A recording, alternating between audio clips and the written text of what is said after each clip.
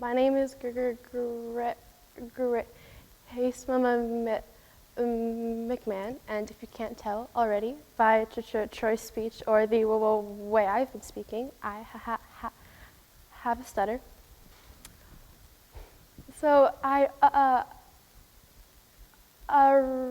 originally had a 4-page speech prepared, and it was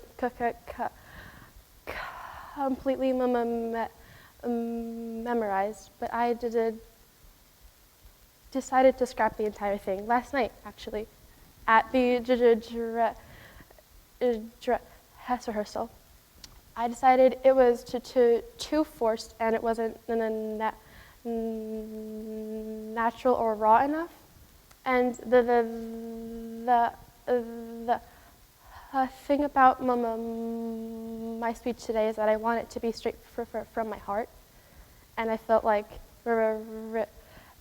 reciting a bunch of words from a page wasn't true to who I am or why I'm here today. So I'm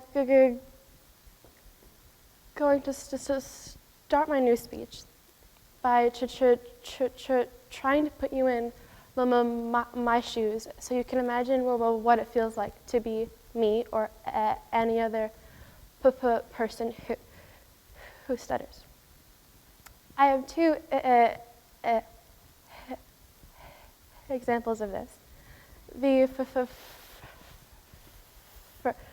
first example is a story I really do not like talking about, but I chose it for today because it's kind of the title of my speech. So yeah, so when I was 12 years old in elementary school, my 6th grade class had this talent show thing. It was kind of meant to be a fun little thing because it was at the end of the school year, and we had finished all of our work early. So I, of course, did not have an act because at this point in my life, I was too afraid to say my own name, which meant I was very much too afraid to stand in front of my peers and talk to them. But every other kid in my class had an act, and I don't really remember anyone's act but this one kid. For pretty obvious reasons, I'm not going to say his name.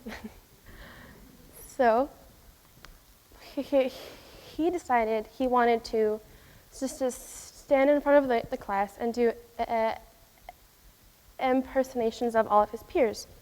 I remember he was making fun of people, and the class loved it. For some reason, I'm not sure why the teacher thought it was a good idea, or why she proceeded to let him do it to everyone in the room. But when it was my turn to be made fun of, So when I stutter, you may have noticed that. So sometimes I repeat the sound, sometimes I stretch it, and sometimes my mouth just kind of hangs open and no sound comes out. So what this kid decided to do was stand in front of all of my peers, and he was like, okay, now I'm going to impersonate Grace. So he stood in the center of the room, and he opened his mouth and said nothing, and that was it. That was his entire act of me. And if you haven't realized, that's him making fun of me. So yeah, so clearly, when stuff like that happens, it destroys your self-esteem. And because I was only 12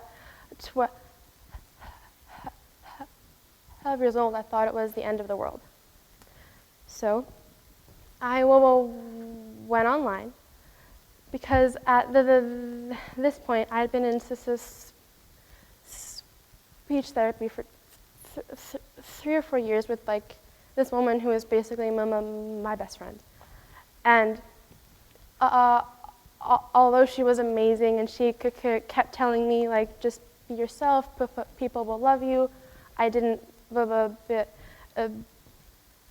believe it, and I wanted some sort of quick fix to my self-esteem problem. So I went on Google and I looked up stuttering treatment, and the very, very first result on Google is to stop stuttering. So I'm not sure if I've mentioned this because none of this is memorized, but when I stutter, I have no way of knowing how much I will stutter, how long it'll take me, or how often it'll happen. So I physically cannot just stop stuttering. This is impossible for me. So naturally, I was not trying to find a way to change who I was. I was trying to find a way to feel better about who I was. But according to Google, the first 2 ads actually, but the first 2 ads tell me, just don't be yourself and you'll feel better. Yeah. So naturally that completely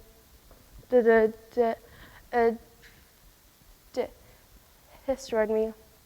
And I kind of spiraled downward, hating myself, hating the way I spoke, just hating everything, really. But literally, like, when I used to talk about this, I would just get sad. And I would be like, why is this happening to me? Why am I the one who has to go through this? But the more I think about it, the more angry I get, I guess, because it's unfair that people who are different are told to fit in or to be happy, or even to do okay in life. You have to stop being who you are. I go to this convention that was mentioned previously, and at this convention, our focus is not to stop stuttering, but rather to embrace it as who we are, instead of why it's so bad and why it's awful and why it's really inconvenient for us. And at this convention, we